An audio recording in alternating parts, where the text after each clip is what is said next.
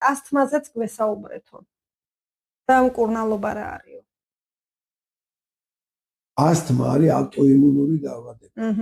არ გეგონოთ, რომ ასთმა იწყება ფილტვებში. ასთმა, ისე როგორც სხვა ავტოიმუნური დაავადებები, იწყება ნაწლავში. ასთმაც? ასთმაც.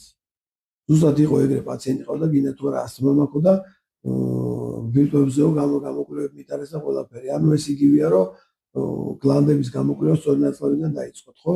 გლანდების გამოკვლევა უნდა დაიწყოთ პირის ზღუდან. ზუსტად იგივე, ანუ ავტოიმუნური დაავადება პირველი უნდა დაიწყოთ კუჭნაწლავიდან. ყველანაირი ავტოიმუნური იწყება ერთნაირად, იწყება იმუნური სისტემაში ჩავარდნით, იმუნური სისტემა აღიქვავს ჩვენ ქსოვილს, ჩვენ უჯრედს, ჩვენ რაღაც ნაწილს არავისად და უტევს ამას. აი ეს ყველაფერი ესეთი არასდროს სრულ წარმოდგენა ხდება ნაწლავში, როდესაც ხდება ნაწლავის ფორების დაზიანება.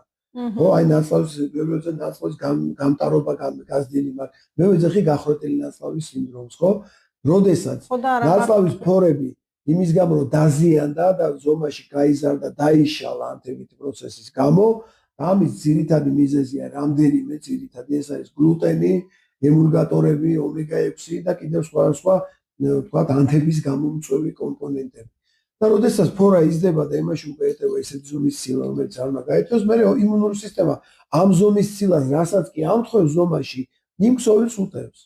ასთმა არის ზუსტად იმ თქვათ ფილტვის კონკრეტული უჯრედების სადმის შეტევა, რის გამოც და როგორ უნდა მივხვდეთ, თქვათ ბევრს ასთმა ეგონა და ასთმა არ აღმოჩნდა, ხო?